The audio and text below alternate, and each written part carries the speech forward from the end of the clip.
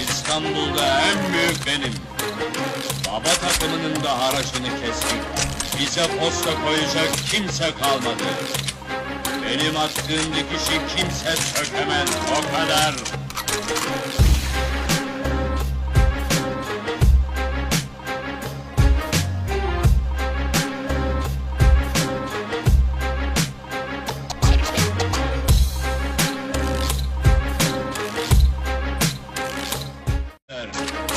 İstanbul'da en büyük benim.